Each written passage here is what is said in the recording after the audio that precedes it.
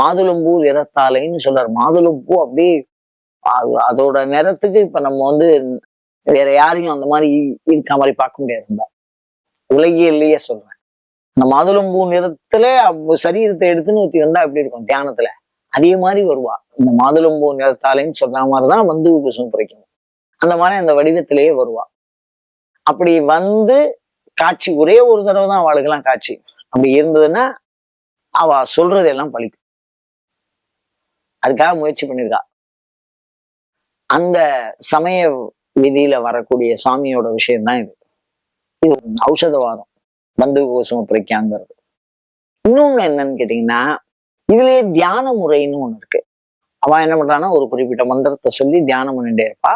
அதுல இந்த மலரை ஒத்த பிரகாசம், ஒளி, அந்த ஒளி அவ கண் முன்னே தோன்றும். அந்த ஒளி பேசும். அந்த ஒளியை கேட்டு அவ என்ன பேசினாலும் அவ பேசுறது அவளுக்கு புரியும். அந்த ஒளிக்கு புரியும். அந்த ஒளி பேசுறது அவளுக்கு புரியும். அவளுக்குள்ள ஒரு பரிவர்த்தனை இருக்கும்.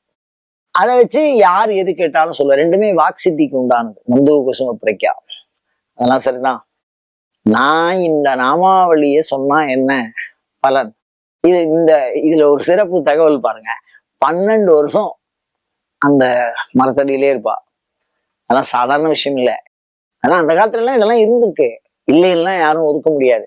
இப்ப அந்த வழக்கம் இல்லாம போயிருக்கு. அதனால நமக்கு அதுக்கு ஒரு உதாரணம் காட்டுறது கொஞ்சம் யோசிக்க வேண்டியதா இருக்கு. பந்து கோசும பிரக்யான். அதெல்லாம் சரி. நாம இந்த நாமாவளியை சொல்லிட்டே இருந்தா என்ன பலன் அப்படின்னா, வசியம் ஏற்படும். சர்வ ஜன வசியம். அனைவரும் நம்மிடத்திலே அன்புடையவர்களாக, நாம் சொல்வதை கேட்பவர்களாக, நாம் சொல்வதை சிந்தித்து செயல்படுபவர்களாக இருப்பார்கள். அப்படிப்பட்ட ஒரு வசிய மந்திரம் சொல்லி பயன்பெறுவோமாக.